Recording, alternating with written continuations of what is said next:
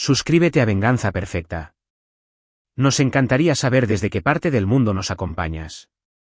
Cuéntanos en los comentarios. Ahora, sumerjámonos en la historia de hoy. Mi nuera, gerente de un banco, me humilló en público solo porque pedí retirar 1,400 pesos. Sonrió con desprecio: aquí no atendemos a gente de la alcantarilla. Minutos después, solicité un retiro de 4,550,000 pesos. Todo el banco se puso de pie. Me alegra tenerlos aquí. Sigan mi historia hasta el final y comenten desde qué ciudad nos ven para saber hasta dónde ha llegado. Mi nombre es Miguel, y a mis 63 años, pensé que ya había visto lo peor de la naturaleza humana. Me equivocaba. Fue una mañana de martes en octubre cuando entré al Banco Nacional, la misma sucursal de la que había sido cliente por más de 20 años. El aire otoñal era fresco, y llevaba mi ropa de siempre, una camisa de franela gastada, unos pantalones de mezclilla deslavados y unas botas de trabajo que había tenido por casi una década. Eran cómodas y familiares, como viejos amigos que me habían acompañado en innumerables jornadas. Necesitaba retirar 1,400 pesos para el mandado y mi visita semanal a la peluquería. Nada lujoso, solo lo suficiente para pasar la semana. Al acercarme a la ventanilla, noté un rostro conocido detrás del escritorio de la gerencia. Rebeca, mi nuera, estaba sentada revisando unos documentos. Llevaba su cabello rubio perfectamente arreglado y un traje sastre azul marino impecable y profesional. Levantó la vista y me vio por un instante. Nuestras miradas se cruzaron, y yo esperaba al menos un saludo cortés o un asentimiento con la cabeza. En lugar de eso, apartó la mirada rápidamente como si no me hubiera visto en absoluto. Sentí un pequeño nudo en el estómago, pero no le di importancia. Tal vez solo estaba ocupada. Esperé en la fila detrás de otros 2 clientes, cambiando mi peso de un pie al otro. El banco se sentía distinto de alguna manera, más frío e impersonal de lo que recordaba. Cuando llegó mi turno, me acerqué a la joven cajera con una sonrisa. «Buenos días», le dije, sacando mi vieja cartera de cuero. «Me gustaría retirar 1,400 pesos de mi cuenta de cheques, por favor».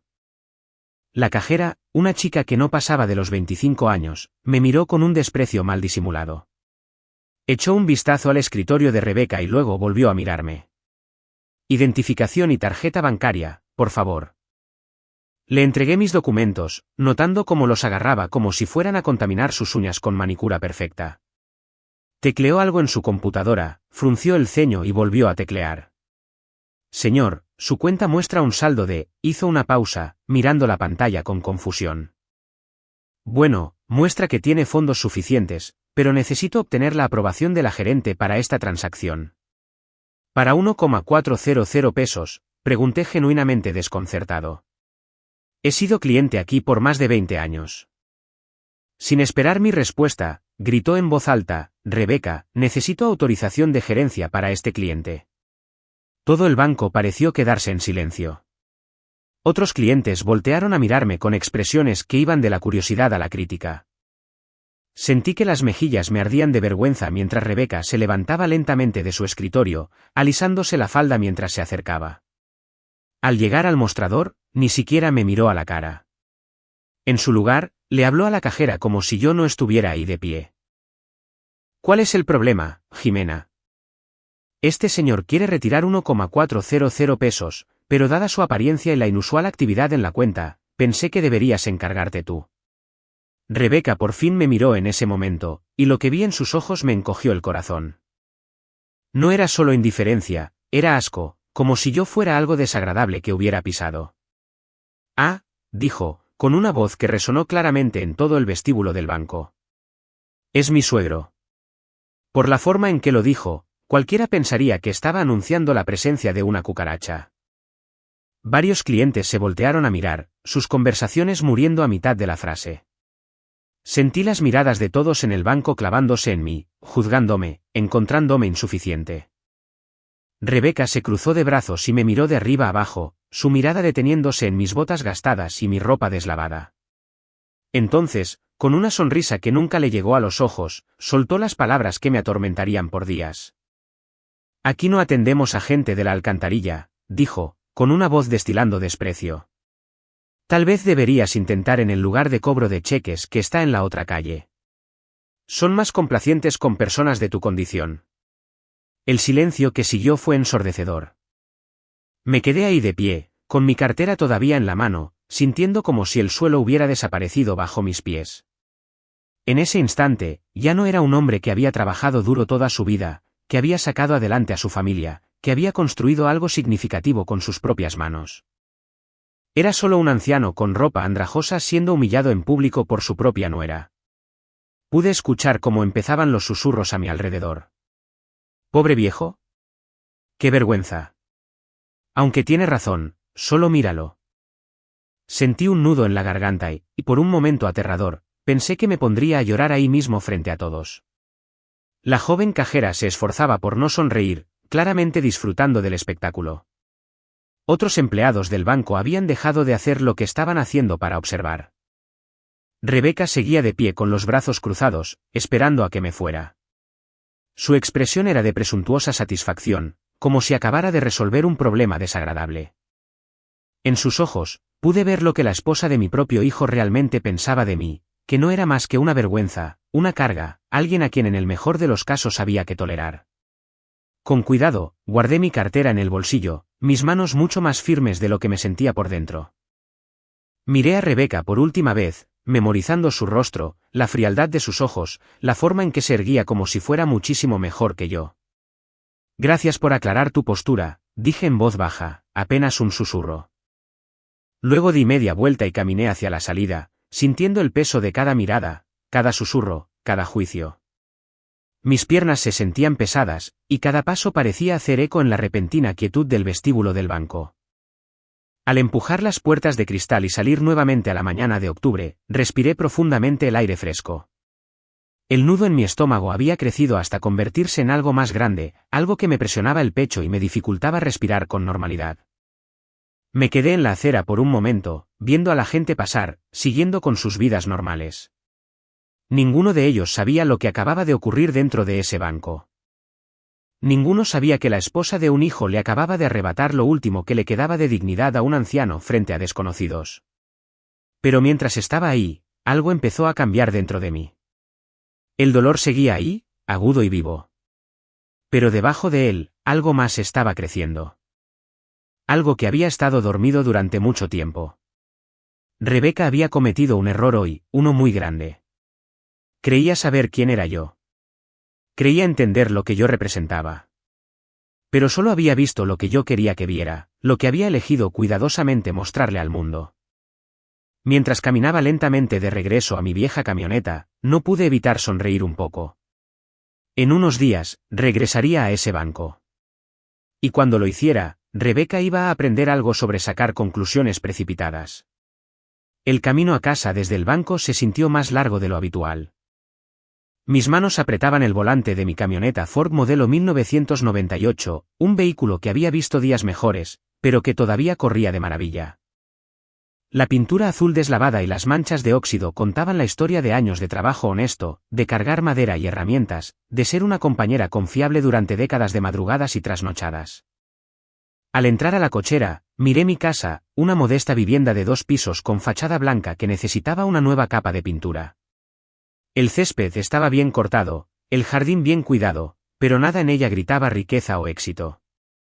Al igual que todo lo demás en mi vida, estaba diseñada para pasar desapercibida, para no llamar la atención.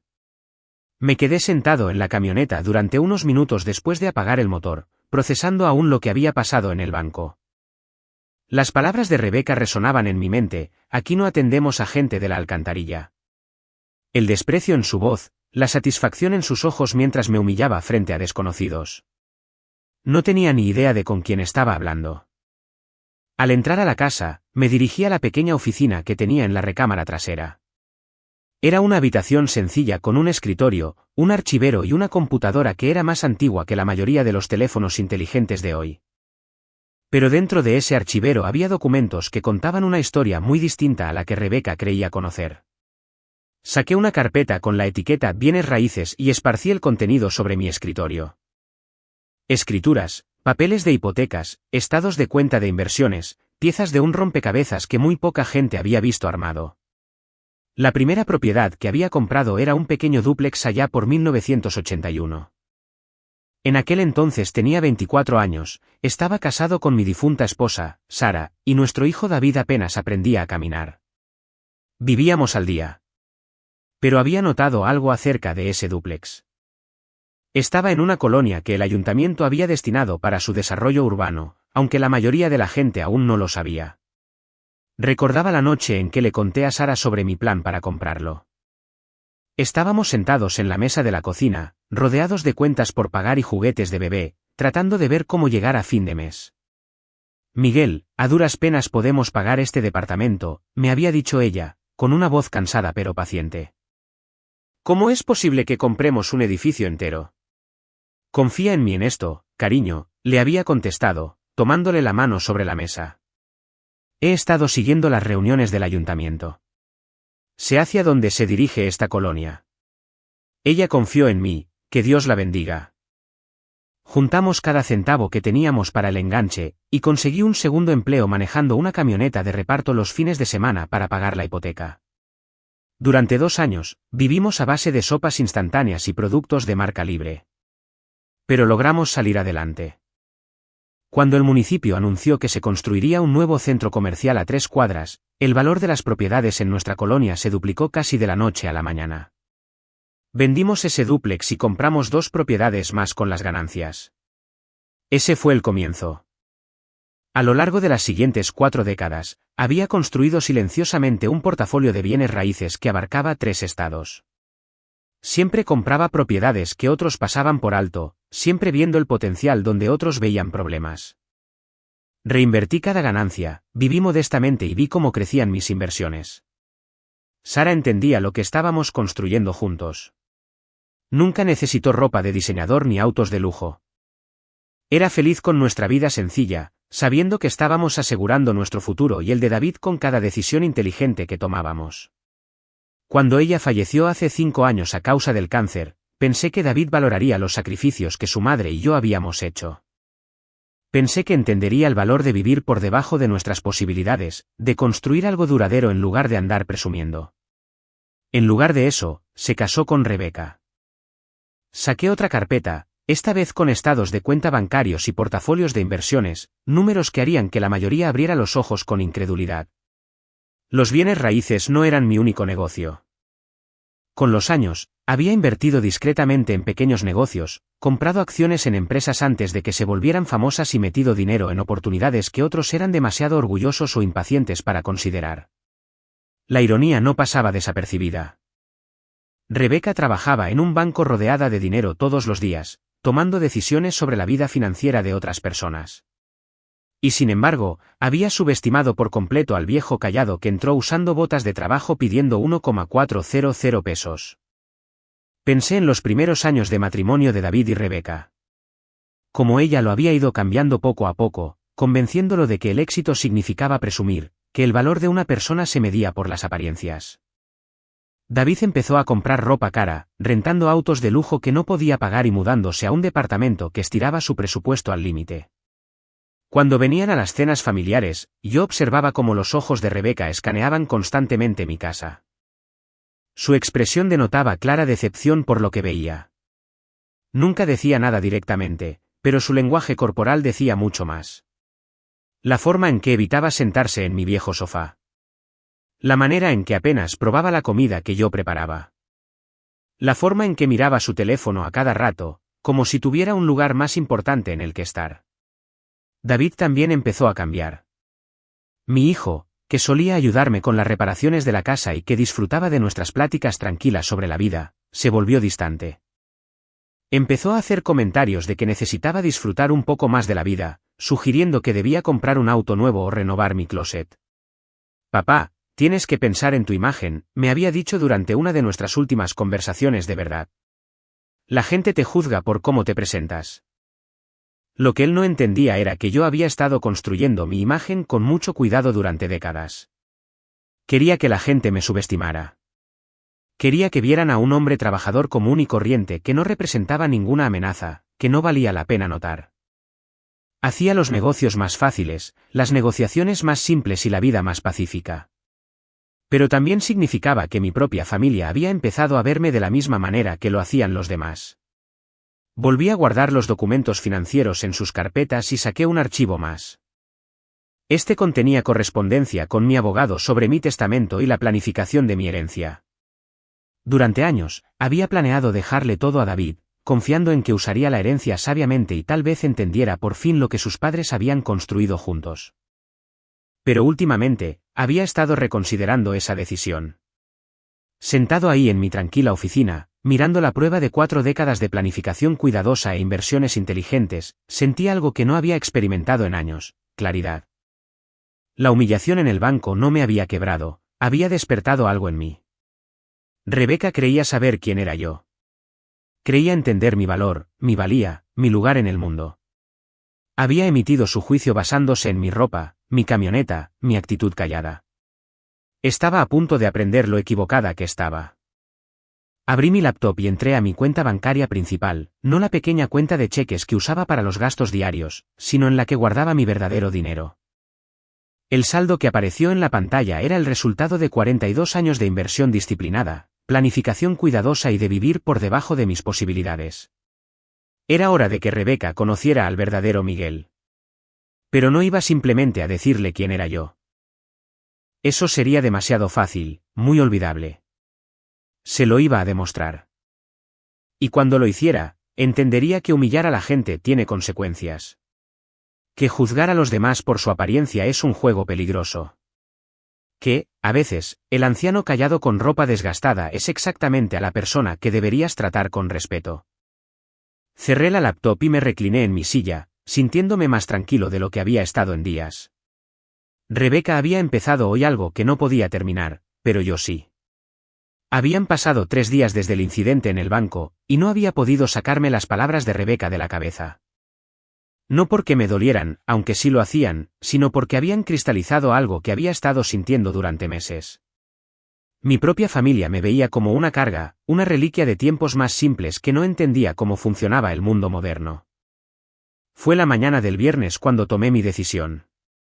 Estaba sentado en la mesa de mi cocina, bebiendo café en la misma taza de cerámica que había usado durante los últimos 15 años, cuando el plan vino a mí con total claridad.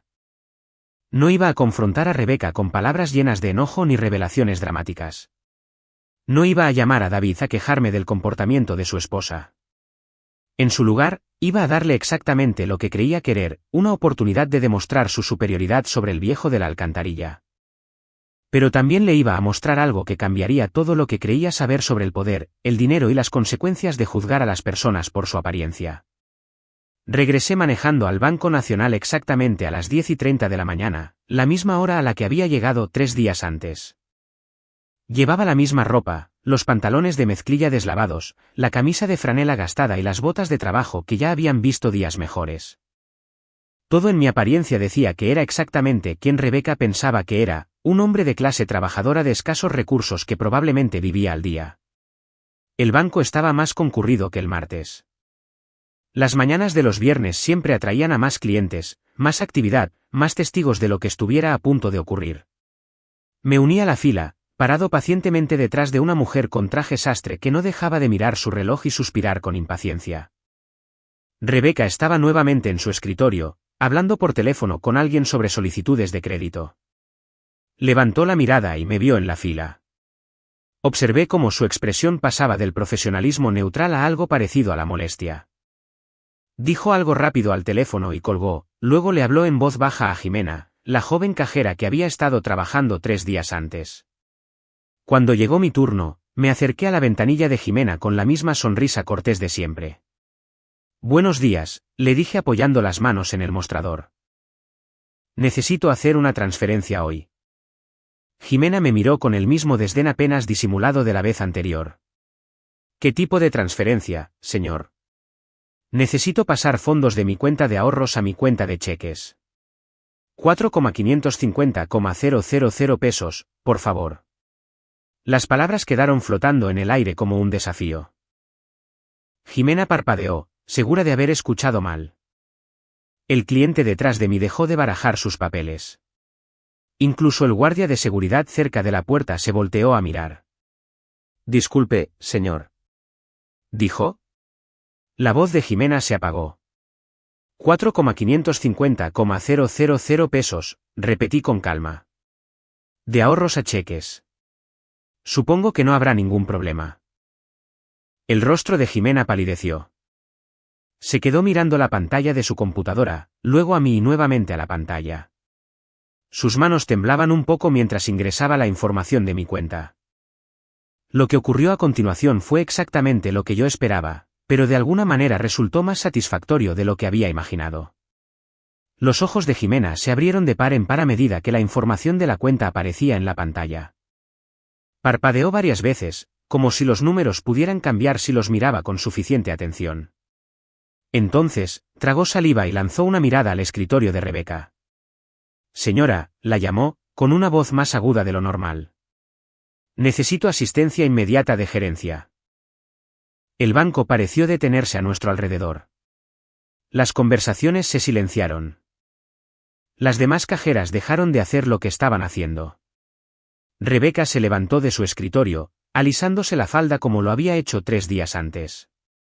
Pero esta vez, su expresión era distinta. Parecía confundida, casi preocupada.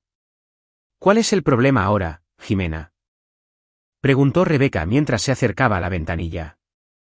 Jimena se inclinó hacia su gerente y le susurró algo que no alcancé a oír, pero pude ver cómo el rostro de Rebeca cambiaba a medida que asimilaba las palabras. Su postura segura se tambaleó. El color se le escurrió de las mejillas. Rebeca entonces me miró. Realmente me miró, como si me viera por primera vez. Había desaparecido el rechazo despectivo del martes. En su lugar, había algo que nunca antes le había visto, incertidumbre. Señor, dijo con una voz cuidadosamente controlada. Jimena me dice que desea transferir una suma considerable. Tendré que verificar su identidad y la información de la cuenta personalmente. Por supuesto, respondí, sacando mi cartera con la misma calma deliberada que había mantenido durante toda la interacción. Entiendo que las transacciones grandes requieren de supervisión adicional. Rebeca tomó mi identificación y mi tarjeta bancaria con unas manos que no estaban del todo firmes. Regresó a su escritorio y empezó a teclear, con movimientos rápidos y nerviosos. Pude ver cómo revisaba y volvía a revisar la información en su pantalla. Mientras tanto, se corría la voz por todo el banco. Otros empleados lanzaban miradas en mi dirección. El director de la sucursal había salido de su oficina y observaba desde lejos.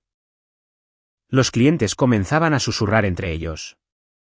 Después de lo que parecieron 10 minutos, pero que probablemente solo fueron 3, Rebeca regresó al mostrador. Su compostura profesional estaba de nuevo en su lugar, pero pude notar la tensión alrededor de sus ojos.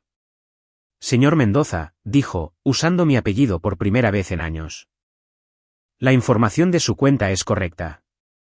Sin embargo, una transferencia de esta magnitud requiere de aprobaciones y documentación adicional. ¿Le importaría pasar a mi escritorio para que podamos completar esta transacción en privado? La ironía era deliciosa. Hace 3 días, había estado ansiosa por tratar mi asunto de la forma más pública posible, asegurándose de que todos en el banco pudieran ser testigos de mi humillación. Ahora quería privacidad, discreción, la oportunidad de contener lo que fuera que estaba pasando. Me siento cómodo manejando esto aquí en ventanilla, le dije de forma amena. A menos que haya alguna razón por la que no se pueda completar la transacción. La mandíbula de Rebeca se tensó casi imperceptiblemente. No, señor. Ninguna razón en absoluto. Volvió a la computadora y comenzó el proceso de mover 4,550,000 pesos de una de mis cuentas a la otra. Con cada tecla que apretaba, podía verla cada vez más incómoda, más consciente de que se había equivocado rotundamente respecto a la situación. Pero lo que Rebeca no sabía, lo que ninguno de ellos sabía, era que esto solo era el comienzo.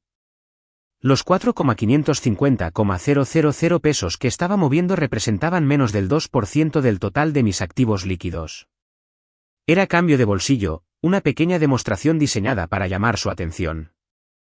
A medida que la transacción se procesaba, veía al resto de los empleados del banco intentando fingir que no estaban mirando. Vi a los clientes esforzándose por escuchar nuestra conversación. Sentí el cambio en el ambiente a medida que la gente empezaba a reevaluar al anciano callado vestido con ropa de trabajo. Cuando la transferencia se completó, Rebeca imprimió un recibo y me lo entregó. Su mano rozó la mía brevemente, y pude sentir lo fríos que estaban sus dedos. ¿Hay algo más en lo que pueda ayudarle hoy, señor Mendoza?, preguntó, con una voz profesionalmente cortés, pero tensa. Hoy no, respondí, doblando el recibo y guardándolo en la cartera. Pero probablemente regrese a principios de la próxima semana. Tengo otros asuntos financieros que atender. Di media vuelta para irme, me detuve y volteé a verla de nuevo. Ah, y Rebeca, tal vez quieras revisar tus políticas de servicio al cliente. A veces, las personas no son exactamente lo que aparentan ser. Mientras caminaba hacia la salida, sentí todas las miradas del banco siguiéndome. Las mismas personas que habían sido testigos de mi humillación 3 días atrás, ahora me veían en un silencio atónito, mientras la narrativa se daba la vuelta por completo. Empujé las puertas de cristal y salí nuevamente al aire otoñal, sintiéndome más ligero de lo que me había sentido en meses. La primera fase de mi plan estaba completa. Rebeca ahora sabía que yo tenía acceso a dinero de verdad, pero seguía sin tener idea de la verdadera dimensión. Y lo que es más importante, estaba empezando a entender que se había ganado un enemigo, no por enojo o rencor, sino por su propia arrogancia y crueldad. Al subirme a mi vieja camioneta, me permití esbozar una leve sonrisa. Rebeca pensaba que la transacción de hoy era importante. Creía que 4,550,000 pesos eran impresionantes. No tenía ni la menor idea de lo que se avecinaba. El fin de semana pasó lentamente, pero usé el tiempo de manera inteligente. El sábado por la mañana, llamé a mi abogado, Héctor Morales, quien se había encargado de mis asuntos legales por más de 20 años. Héctor era una de las pocas personas que conocía todo el alcance de mi situación financiera, y siempre había sido discreto al respecto. Miguel, me dijo al contestar el teléfono. Justo estaba pensando en ti. ¿Cómo van las cosas? Complicadas, le respondí, acomodándome en la silla de mi escritorio. Necesito que investigues algo por mí. Tiene que ver con mi nuera. Le expliqué lo que había pasado en el banco, tanto la humillación del martes como mi respuesta del viernes. Héctor escuchó sin interrumpir, haciendo ocasionalmente pequeños sonidos de comprensión o desaprobación. ¿Qué quieres exactamente que investigue?, me preguntó cuando terminé. Rebeca trabaja en el Banco Nacional como gerente. Quiero saber si ha estado accediendo a la información de mis cuentas de forma indebida. También quiero saber si compartió alguno de mis datos financieros con David o con cualquier otra persona de la familia. Héctor se quedó en silencio por un momento. Eso sería una grave violación a las regulaciones bancarias, en caso de haberlo hecho. ¿Estás pensando en presentar una queja? Tal vez, dije. Pero primero, quiero saber exactamente qué ha hecho y cuándo lo hizo. Me comunicaré con unos contactos el lunes. Los registros bancarios están protegidos, pero hay formas de saber si alguien ha estado accediendo a cuentas que no debería estar revisando. Después de colgar con Héctor, pasé el resto del sábado pensando en la dinámica de mi familia durante los últimos años. ¿Cuándo había empezado a cambiar David? ¿Cuándo había comenzado de verdad el distanciamiento entre nosotros? Viéndolo en retrospectiva, podía precisar que fue alrededor de 6 meses después de que se casó con Rebeca. Antes de eso, David solía venir cada 2 por 3, a ayudarme con los arreglos de la casa, a pedirme consejos sobre el trabajo o la vida. Teníamos el tipo de relación que siempre había soñado tener con mi hijo. Pero poco a poco, esas visitas se fueron haciendo menos frecuentes. Nuestras conversaciones se volvieron más cortas, más superficiales. David empezó a hacer comentarios sobre mi estilo de vida, insinuando que debería gastar más dinero en mí, y actuando como si se avergonzara de mi sencilla forma de vivir. En aquel entonces, se lo atribuía a la evolución normal de un hombre joven que estaba formando su propia familia. Pero ahora, me preguntaba si había habido una influencia más deliberada de por medio. El domingo por la mañana, hice algo que no había hecho en meses, llamé a David. «Hola, papá», contestó, sonando sorprendido. «¿Cómo estás?» «Estoy bien, hijo. Me preguntaba si Rebeca y tú quisieran venir a cenar esta semana. Ya tiene rato que no nos sentamos todos juntos». Hubo una pausa. Pude escuchar la voz de Rebeca de fondo, aunque no logré distinguir lo que decía. «La verdad, papá, esta semana estamos algo ocupados. Rebeca tiene unos proyectos importantes en el trabajo y yo me estoy quedando horas extras para sacar la cuenta de los Hernández. Tal vez podríamos hacer algo el mes que entra. ¿El mes que entra? Con ellos siempre era el mes que entra. Claro, dije. ¿Y cómo le va a Rebeca en el banco? La noté un poco estresada cuando la vi ahí el viernes. Otra pausa, esta vez, más larga. ¿Fuiste a su banco? Papá, sabes que eso la incomoda. Ella trata de mantener una distancia profesional. ¿Una distancia profesional? Como si reconocer a su suegro fuera algún tipo de falta ética. Lo entiendo, le respondí. Solo necesitaba resolver unos asuntos en el banco. Nada personal. Bueno, ¿verdad que tal vez podrías usar otra sucursal la próxima vez? Rebeca se esfuerza mucho para ganarse el respeto en ese lugar, y tener a familiares yendo a pedir trato preferencial no ayuda a su imagen. ¿Trato preferencial? ¿Eso era lo que él creía que había pasado? Lo tendré en cuenta, le dije. Mándale saludos a Rebeca. Después de colgar, me quedé sentado en mi cocina durante un buen rato, mirando hacia el patio trasero. La plática había confirmado lo que yo sospechaba. Rebeca le había contado a David su propia versión de lo ocurrido en el banco, y no era la verdad. El lunes por la mañana, Héctor me regresó la llamada con información que me heló la sangre. Miguel, no te va a gustar esto, dijo sin preámbulos. Mi contacto en la Comisión Bancaria Estatal revisó unos registros. Rebeca ha estado accediendo a la información de tus cuentas regularmente durante los últimos 18 meses. Sentí como apretaba el teléfono con fuerza. ¿Qué tan regularmente? Mensualmente, a veces más seguido. Ha estado checando tus saldos, el historial de transacciones, todo. Y Miguel, solo ha estado viendo tu pequeña cuenta de cheques, la que usas para tus gastos diarios. No tiene ni idea de que existen las demás. Las piezas empezaban a encajar. Rebeca había estado espiando mis finanzas, pero solo había visto una parte del cuadro completo. Basándose en la información limitada a la que había tenido acceso, había llegado a la conclusión de que a duras penas me alcanzaba el dinero para sobrevivir. ¿Hay más?, continuó Héctor. También ha investigado tu historial en el buró de crédito varias veces y ha accedido a la información de las cuentas de otros miembros de tu familia. A tu prima Marta, tu sobrino Jaime, e incluso a la hermana de tu difunta esposa, Elena. Sentí náuseas. ¿Eso es legal? Absolutamente no. Es un delito federal. Los bancos tienen protocolos muy estrictos sobre cuándo y por qué los empleados pueden acceder a la información de los clientes. La curiosidad personal y los chismes familiares no califican como un propósito legítimo de negocios. Entonces, ha estado armando un perfil financiero de toda nuestra familia. Es exactamente lo que parece. Y Miguel, por las fechas de estas búsquedas, creo que ha estado compartiendo esta información con otros. A menudo las búsquedas ocurren justo antes de las reuniones familiares o las festividades. Pensé en el último año y medio. En cómo, durante las cenas familiares, habían empezado a surgir conversaciones que incluían comentarios sutiles sobre dinero, y cómo los parientes hacían comentarios al azar sobre a quién le iba bien económicamente y quién andaba apretado. En cómo David había empezado a tratarme como si yo necesitara asesoría financiera o ayuda para manejar mis asuntos. Rebeca no solo había estado violando mi privacidad, había estado manipulando la percepción que toda mi familia tenía sobre mí, usando información privilegiada para crear una narrativa que le servía a sus propósitos. ¿Cuáles son mis opciones?, le pregunté a Héctor. Podrías presentar una denuncia penal.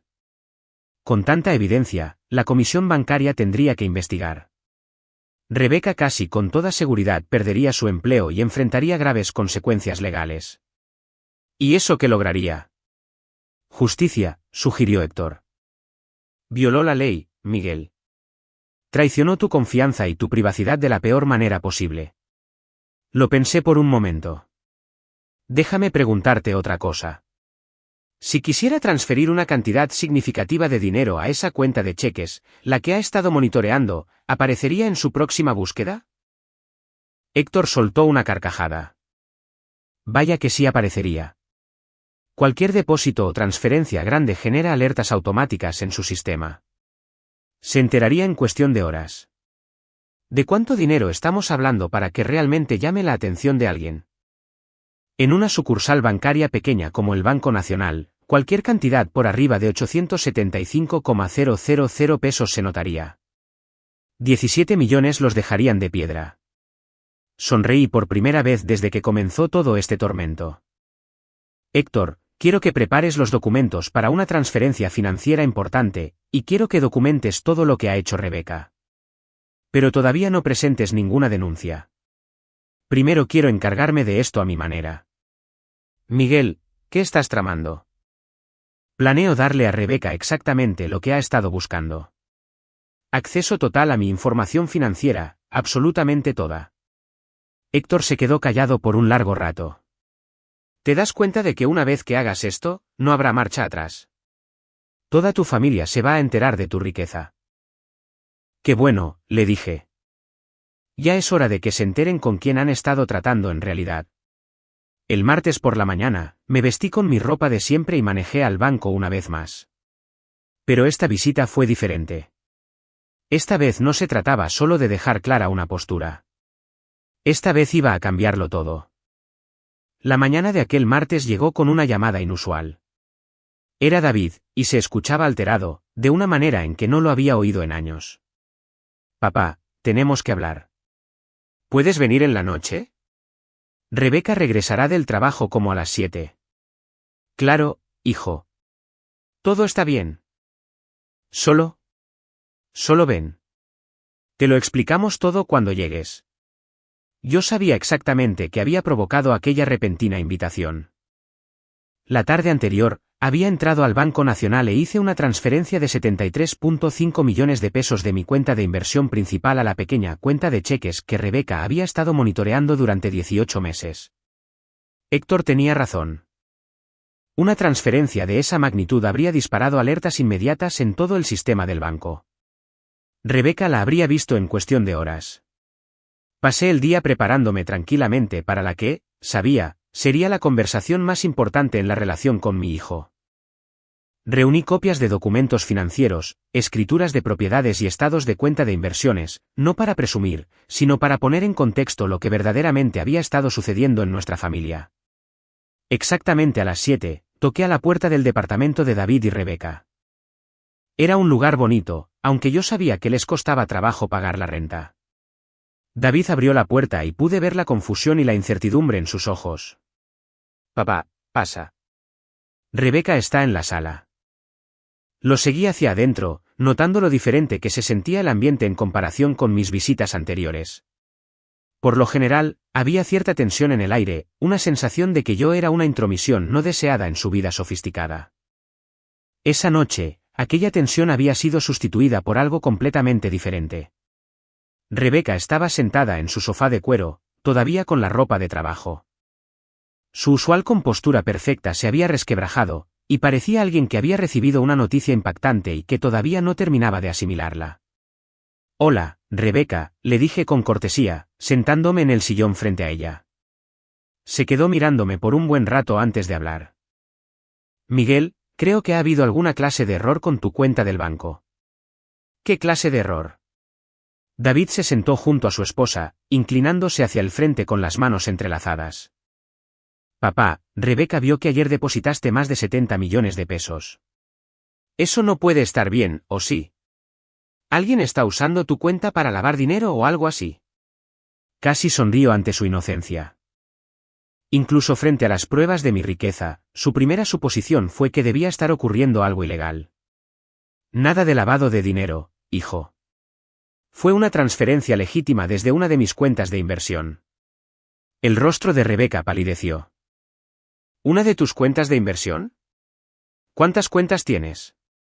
Varias, contesté con calma. He invertido durante más de 40 años. Es normal que se acumule. El silencio que siguió fue profundo. Pude verlos a ambos tratando de procesar esa información, intentando conciliarla con la imagen que tenían de mí. David fue el primero en hablar. Papá, si tienes esa cantidad de dinero, ¿por qué vives como vives? ¿Por qué maneja esa vieja camioneta? ¿Por qué usas esa ropa? Porque las posesiones materiales no definen el valor de alguien.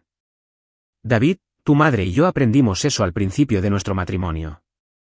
Construimos nuestro patrimonio para crear seguridad y tener opciones, no para impresionar a la gente. Rebeca por fin recuperó la voz. Pero la semana pasada pediste 1,400 pesos. ¿Por qué alguien con millones de pesos necesitaría retirar una cantidad tan pequeña? La miré directamente, dejando que el peso de mi mirada se posara en ella. Rebeca, creo que sabes exactamente por qué estuve en tu banco la semana pasada, y creo que sabes exactamente lo que me dijiste. Su rostro se puso rojo de vergüenza.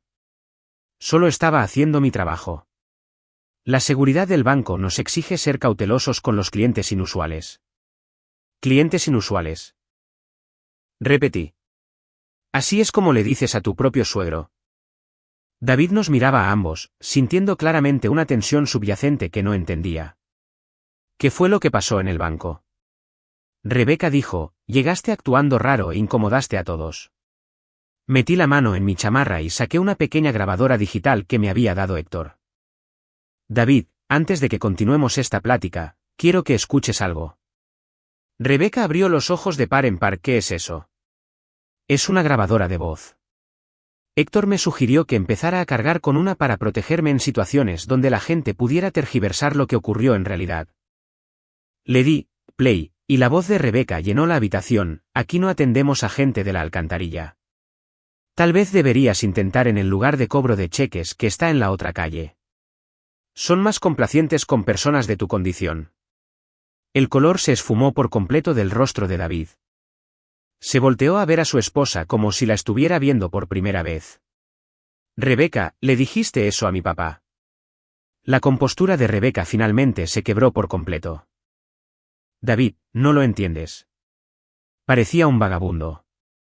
Me estaba avergonzando frente a mis compañeros y mis clientes. Solo estaba tratando de mantener los estándares profesionales. ¿Estándares profesionales?, la interrumpí. Así le llamas a entrar ilegalmente a la información de la cuenta de un cliente para espiar a tu propia familia. Tanto David como Rebeca se congelaron. La acusación quedó suspendida en el aire como una bomba a punto de estallar. ¿De qué estás hablando?, preguntó David.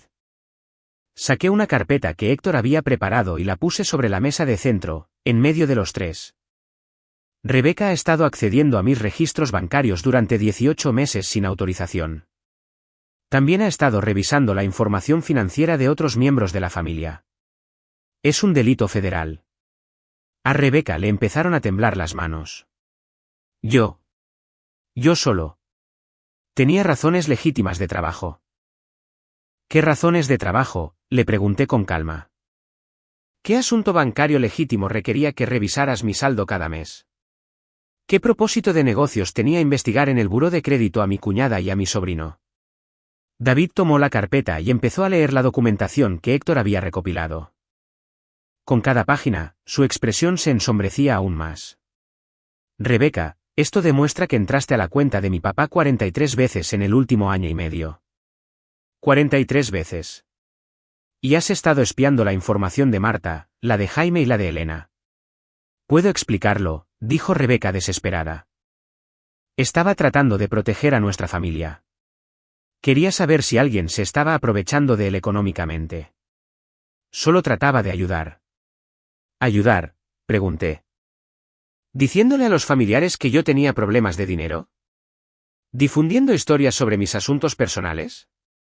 ¿Convenciendo a mi propio hijo de que yo necesitaba ayuda y asesoría financiera?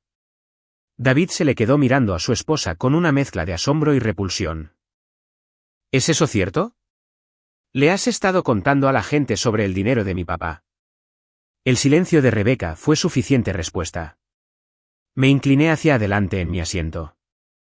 David, durante los últimos 18 meses, tu esposa ha estado utilizando información privilegiada para manipular la forma en que nuestra familia me ve. Convenció a todos de que a duras penas llegaba a fin de mes. De que estaba desconectado de la realidad y necesitaba orientación. Me convirtió en un caso de caridad a los ojos de mis propios parientes. Pero, ¿por qué?, preguntó David, con la voz apenas superior a un susurro. Por control, le respondí. Mientras todos creyeran que yo la pasaba mal, Rebeca podía posicionarse como la exitosa, la sofisticada. Ella podía ser la voz de la razón, la que entendía cómo funcionaba el dinero y el estatus social. Pudo ir arrinconándome poco a poco hacia los márgenes de nuestra familia. Rebeca se levantó de pronto, caminando de un lado a otro hacia la ventana. Tú no entiendes la presión bajo la que estoy en ese banco. Trabajo con clientes ricos todos los días. Veo cómo viven, cómo se visten, cómo se presentan. Y luego, mi suegro se aparece luciendo como si acabara de salir de una obra de construcción. Pidiendo dinero para el mandado. Eso daña mi imagen profesional. Así que decidiste humillarme en público para proteger tu imagen. Se dio la vuelta, con las lágrimas escurriendo por su rostro. Nunca quise que llegara a tanto. Solo quería que entendieras que las apariencias importan, que estabas perjudicando a David por asociación. David se levantó lentamente, con el rostro pálido de furia. ¿Perjudicándome? Rebeca, es mi padre. Un padre que se viste como un peón y maneja una camioneta más vieja que nuestro matrimonio, le contestó ella a la defensiva. ¿Sabes lo que dicen mis compañeros de trabajo cuando se enteran de que soy su pariente? La sala quedó en absoluto silencio. Incluso Rebeca pareció darse cuenta de que había llegado demasiado lejos. Me levanté y recogí mis papeles. Rebeca, me has demostrado exactamente quién eres. Y también le has demostrado a David quién eres. Creo que mi trabajo aquí ha terminado. Mientras caminaba hacia la puerta, David me llamó. Papá, espera. ¿Qué va a pasar ahora? Volteé para encarar a mi hijo. Ahora tienes que decidir qué clase de hombre quieres ser, David. ¿Qué clase de matrimonio quieres tener? ¿Qué clase de familia quieres construir? Miré a Rebeca por última vez. Y en cuanto a ti, Rebeca, quizá deberías ir buscando un nuevo empleo. Las violaciones a las leyes bancarias federales suelen traer consecuencias graves. Al salir de su departamento, podía escucharlos discutir detrás de mí, sus voces subiendo de tono con coraje y reproches. No sentí ninguna satisfacción en su dolor, pero sentí algo que no había experimentado en años, absoluta claridad sobre dónde estaba parado frente a mi familia. La verdad finalmente había salido a la luz. Ahora todos tendrían que vivir con las consecuencias de sus decisiones. Han pasado 6 meses desde esa confrontación en el departamento de David y Rebeca, y las repercusiones continúan transformando todo lo que yo creía saber sobre la familia, la lealtad y la verdadera naturaleza de las personas más cercanas a nosotros. Rebeca perdió su trabajo en el Banco Nacional 3 semanas después de nuestra conversación. La investigación federal que Héctor ayudó a iniciar encontró pruebas de violaciones sistemáticas a la privacidad que afectaron a docenas de clientes durante un periodo de 2 años. Fue despedida de inmediato y enfrentó cargos federales que terminaron en un acuerdo de culpabilidad, libertad condicional y su exclusión permanente de la industria bancaria. David le pidió el divorcio 2 meses después. La disolución de su matrimonio no fue nada bonita. Rebeca peleó por una pensión alimenticia, alegando que había renunciado a oportunidades en su carrera para apoyar el crecimiento profesional de David. Exigió la mitad de todo lo que tenían juntos, lo cual no era mucho, ya que la mayor parte de su estilo de vida había sido financiado por tarjetas de crédito y préstamos que apenas si podían pagar. Lo que ella no sabía, lo que David no le había dicho, era que, 3 años atrás, yo había liquidado sus deudas de la universidad discretamente. Fueron 752,500 pesos que le habría tomado años pagar. Lo había hecho de forma anónima a través de un abogado porque quería que mi hijo empezara su matrimonio sin la carga de las deudas.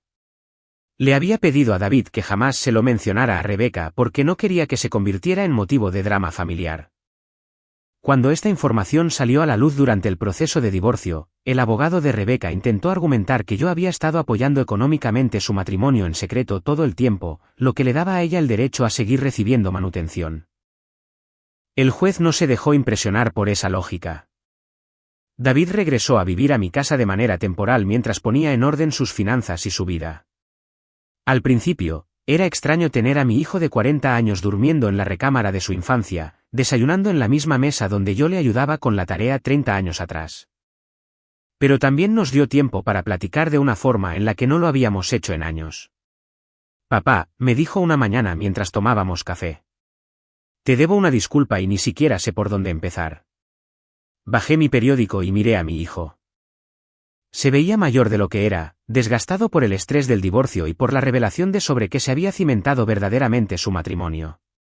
No me debes nada, David. Sí te debo. Dejé que Rebeca me convenciera de que tú eras.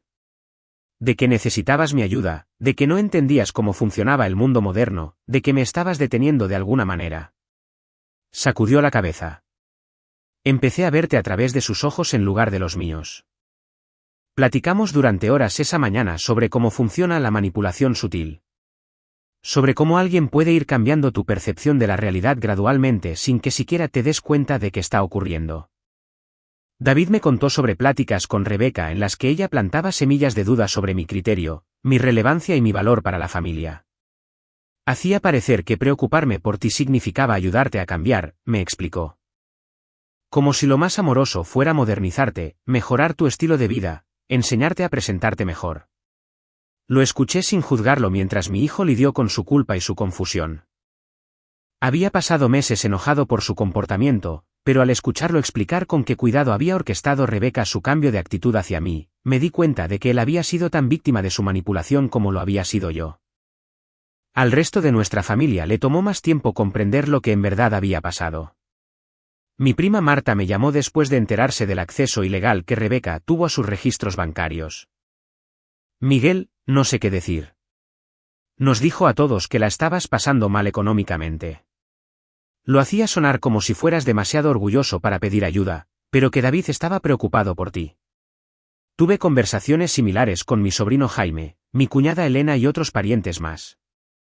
Rebeca había creado toda una narrativa sobre mis circunstancias, usando información obtenida ilegalmente para parecer informada y preocupada, mientras me pintaba como un anciano en decadencia que necesitaba la intervención de su familia.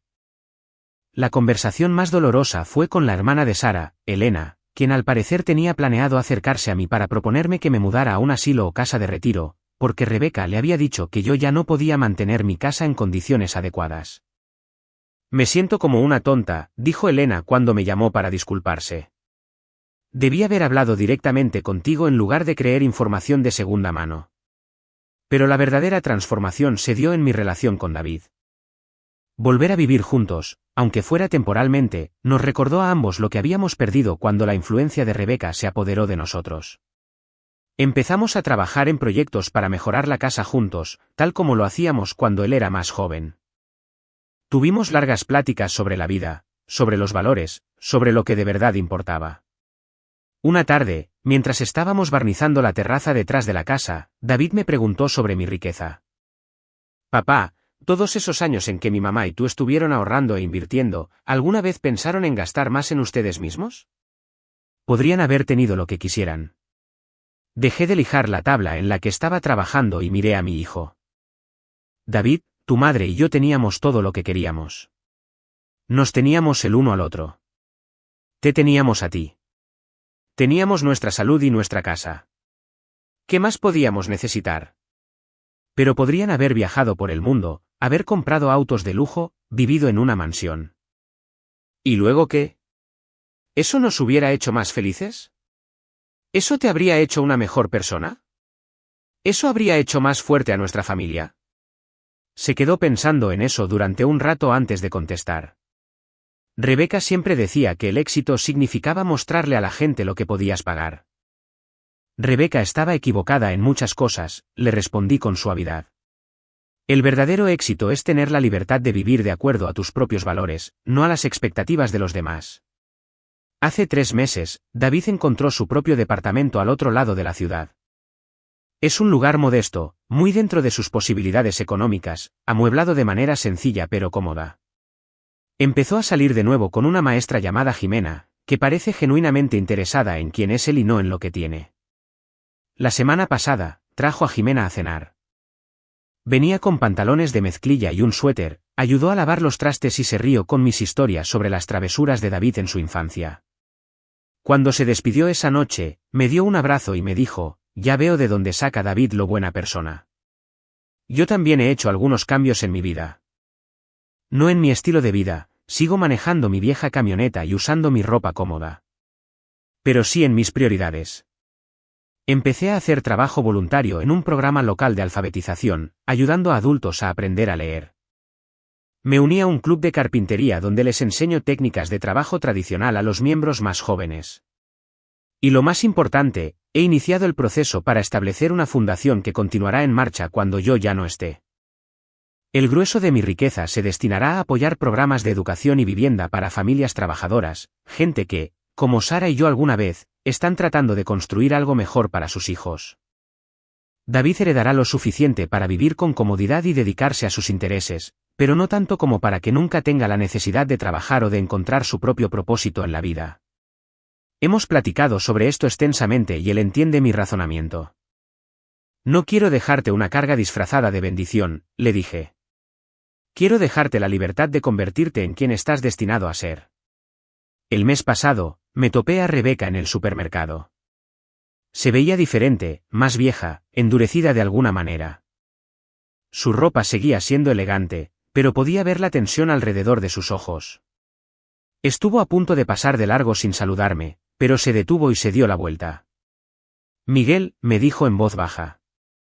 Quiero que sepas que nunca quise que las cosas llegaran tan lejos. Miré a esta mujer que había causado tanto dolor en mi familia y sentí algo que no esperaba, lástima. Rebeca, pasaste 2 años estudiando mi información financiera de manera ilegal. Usaste esa información para manipular la percepción que mi familia tenía de mí. Me humillaste en público para proteger tu propia imagen. Eso no fueron errores o accidentes, fueron decisiones. Bajó la mirada hacia sus manos. Lo sé. Solo. Yo creí que estaba protegiendo a David de que lo asociaran con el fracaso. El único fracaso aquí fue en entender lo que de verdad importa en la vida. Al manejar de regreso a casa esa tarde, me puse a pensar en las lecciones que esta experiencia me había dejado. Sobre la diferencia entre ser respetado y ser temido, sobre la importancia de saber quién es realmente la gente en contraste con quien fingen ser. Sobre el valor de vivir de manera auténtica, incluso cuando los demás no entiendan o no valoren tus decisiones. Por encima de todo, aprendí que la riqueza sin sabiduría no tiene sentido, pero que la sabiduría sin el coraje para actuar sobre ella, no vale nada. Esta noche, David vendrá a cenar. Vamos a planear un viaje de pesca, algo que no hemos hecho juntos en más de 5 años. Tal vez Jimena nos acompañe, aunque nunca ha ido a pescar. Tengo muchas ganas de enseñarle. Hay algo pacífico en pararse en un arroyo tranquilo, lanzar la caña de pescar al agua y esperar pacientemente lo que pueda venir. En realidad, se parece mucho a la vida. No puedes controlar lo que vas a pescar, pero sí puedes controlar cómo te preparas, cómo esperas y cómo manejas lo que sea que se te presente. Rebeca me enseñó que algunas personas siempre te van a juzgar por tu apariencia, tus posesiones o tu estatus en su jerarquía social. Pero también me enseñó que esas personas revelan más sobre sí mismas de lo que jamás revelarán sobre ti. Tengo 63 años, y por fin entiendo lo que mi padre quiso decirme hace décadas, cuando me dijo que la verdadera riqueza de un hombre no se mide por lo que posee, sino por aquello de lo que puede alejarse sin perderse a sí mismo. Yo me alejé de las falsas percepciones de mi familia, de sus intentos equivocados por cambiarme, del dolor de ser incomprendido por las personas que más amaba. Y al hacerlo, encontré el camino de regreso hacia mi hijo, hacia mis valores, y hacia una paz que no había sentido en años. A veces, la mejor venganza no es desquitarse. A veces, es simplemente negarse a convertirse en la persona que los demás quieren que seas.